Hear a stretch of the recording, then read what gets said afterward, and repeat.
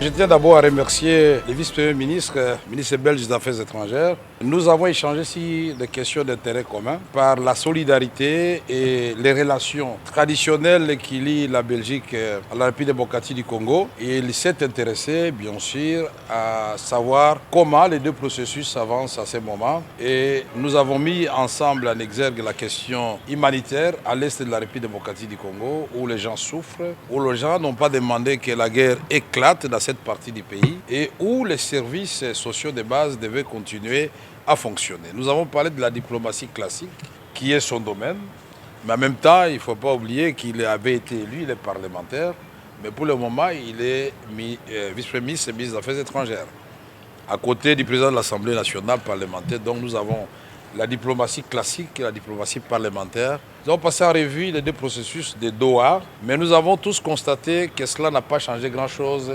sur le terrain, dont les efforts doivent être faits et d'autres acteurs doivent être associés à cette démarche qui doit être globale. La République démocratique du Congo doit se saisir de cette question. L'Afrique au premier plan avec l'Union africaine, l'Union européenne qui nous a accompagnés depuis longtemps et qui était à la base de la résolution 2773 ne doit pas être oubliée. Et donc nous devons résoudre cette question de façon globale dans l'intérêt de tout le monde, de la République démocratique du Congo, du Rwanda et surtout de la population congolaise qui est la première victime de cette guerre.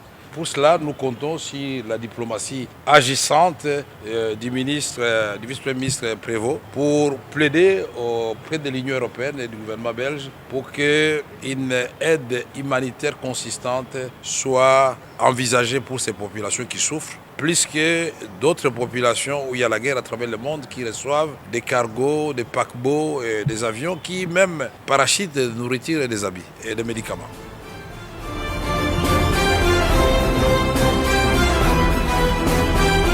Que quand on parle de diplomatie, la première qui nous vient à l'esprit est souvent la diplomatie des États. Et c'est précisément cette population de la RDC qui aujourd'hui nous préoccupe, celle qui est située à l'est du territoire et qui depuis trop longtemps déjà subit des violences abjectes en recrudescence. Des viols à l'égard des femmes qui sont en augmentation de manière exponentielle.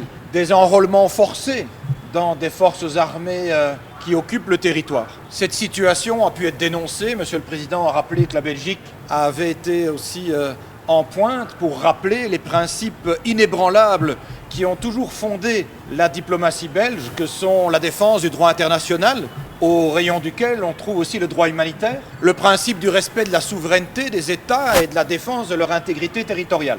Des principes qui ont convaincu aussi les pays européens de prendre des mesures en février-mars dernier. La Belgique se réjouit des initiatives qui ont pu être prises il y a quelques mois déjà par Washington, par Doha, mais reste convaincue que si l'on veut obtenir un résultat durable au niveau d'une paix effective sur le terrain, on ne doit pas uniquement externaliser le processus de pacification, mais s'assurer évidemment que les acteurs africains en sont eux-mêmes partie prenante. Nous sommes confiants, nous voulons l'être en tout cas, mais nous sommes aussi lucides et nous devons l'être, en reconnaissant aujourd'hui qu'un mois plus tard, la situation sur le terrain ne s'est pas améliorée, qu'il y a toujours la commission d'un grand nombre de violences et d'exactions, et que l'heure plaide urgemment pour que ce qui a été signé prenne corps et impacte la réalité à l'est du Congo.